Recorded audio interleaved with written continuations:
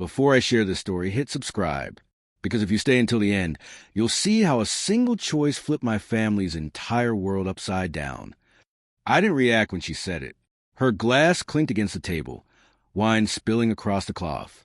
"You're a failure," my mother spat. "Your brother will always be better than you." The room froze. My brother smirked. My father kept eating like it was nothing. And me? I smiled, a sharp, bitter smile. "Good," I said, pushing back my chair. "Then you don't need my money anymore." That was the moment the foundation cracked.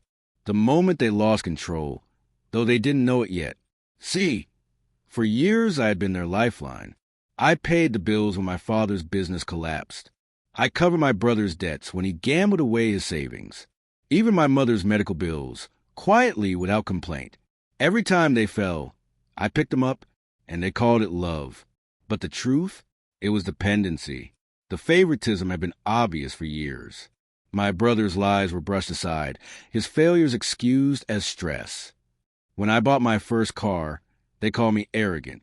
When I worked overtime to save, they called me greedy. But that night, with my mother's words dripping like venom, the mask slipped. I wasn't family. I was a wallet. I didn't argue. I didn't fight. Instead, I waited. And while they lived off my silence, I studied their weakness. My brother leaned on me for loans disguised as short-term help. My father's mortgage was months behind, hidden under layers of pride. My mother's credit cards had been maxed for years. They weren't a family. They were parasites. So I stopped feeding them. The automatic transfers disappeared. The emergency cash never came. And slowly I built a record. Copies of overdue notices, bank letters, every dollar they had siphoned from me. It didn't take long. My brother called first, voice breaking. "Please, I'm going to lose the car." I let him cry, then asked, "Didn't Mom say you're better than me? Ask her." Click. Silence. Weeks later, my parents showed up at my door.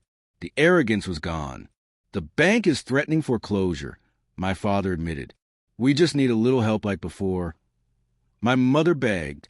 I poured myself a drink, the ice cracking in the glass. "Strange," I said calmly. "You call me selfish. Why don't you ask your golden child?" Their lips trembled. Their eyes dropped. They had no answer. The final act was poetic. I invited them back for dinner, my table this time. Halfway through, my brother snapped. "You destroyed us," he screamed. I leaned in. "No, you destroyed yourselves when you decided I was just your paycheck." Then I slid a folder across the table. Inside, forged IOUs, eviction threats, unpaid bills, their entire web of lies. Undeniable, inescapable. My mother went pale. My father gripped his glass, so hard it nearly shattered.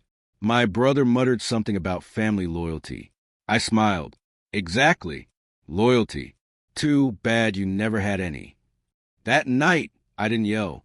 I didn't need to. The silence that followed was louder than any rage could ever be. By the next month, my brother was evicted. My parents sold their car just to keep the bank from taking the house. And me? I finally slept in peace. People say revenge is toxic. They're wrong. Revenge isn't poison, it's medicine. And for the first time in my life, I took the cure.